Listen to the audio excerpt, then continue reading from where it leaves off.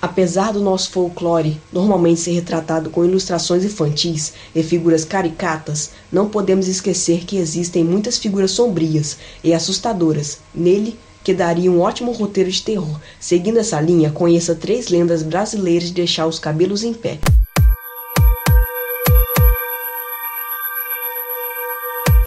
Em Roraima, existe uma lenda urbana muito famosa. Dizem que uma criatura magra, branquela e desengonçada aterroriza pessoas que trabalham em ambientes fechados. Seu nome, no dialeto dos índios Macuxi, é Mimirã, que se traduz em algo como louco babão. Existe uma história que conta que em um certo dia um funcionário estava em sua sala tranquilamente trabalhando, quando de repente, sem mais nem menos, apareceu uma criatura alta e magra, bem desmilinguida. Ele ficou paralisado olhando para o ser desengonçado, sem reação, esperando o que iria acontecer. De repente, o ser mórbido lhe sussurrou algumas palavras ininteligíveis, vasculhou os papéis que estavam sobre sua mesa e saiu atravessando a porta.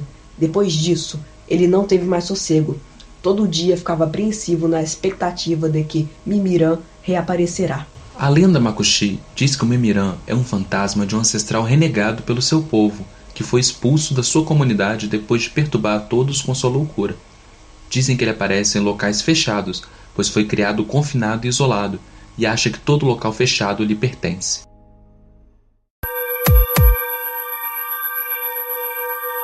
Esta lenda se passa na região rural de Ibirubá, no estado do Rio Grande do Sul.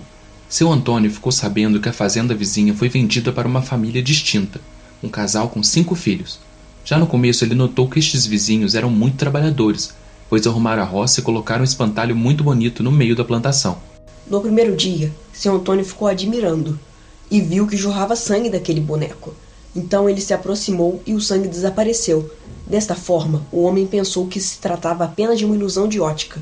No segundo dia, no caminho de casa, seu Antônio resolveu observar o espantalho do vizinho novamente.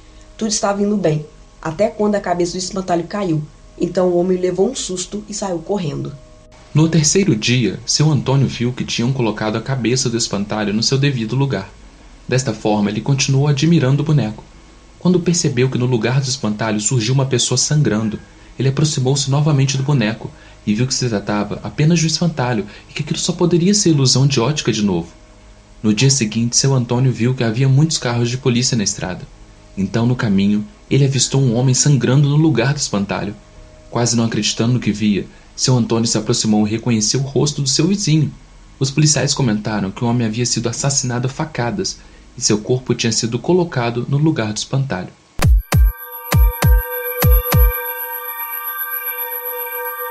Se existe uma versão brasileira do vampiro, essa seria um encourado. No Nordeste brasileiro, conta-se a história do encourado, um homem de hábitos noturnos que se veste completamente de couro preto, sendo que essas roupas cheiram a sangria.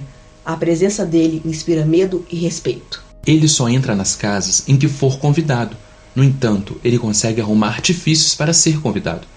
Segundo as lendas, ele tem preferência por pessoas que não frequentam a igreja, além do que ele sabe de antemão quem são essas pessoas. Assim, ao chegar no povoado, ele já tem em mente quem primeiro procurar. Por onde ele passa, as galinhas param de botar ovos e não comem direito. Os cachorros não saem de casa e gemem o dia inteiro. Até mesmo os urubus e carcarás, que são aves carniceiras, desaparecem para bem alto e longe. Ao pressentir a presença do encourado, os moradores costumam sacrificar algum animal, pois acreditam que, feito isso, ele irá embora. Conta-se que no passado haviam sacrifícios de pessoas indesejáveis, como criminosos e até mesmo de crianças.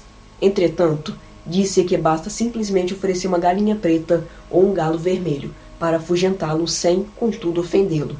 A oferenda, no entanto, deve ser pendurada na entrada principal da cidade, pois o encourado só entra pela porta da frente.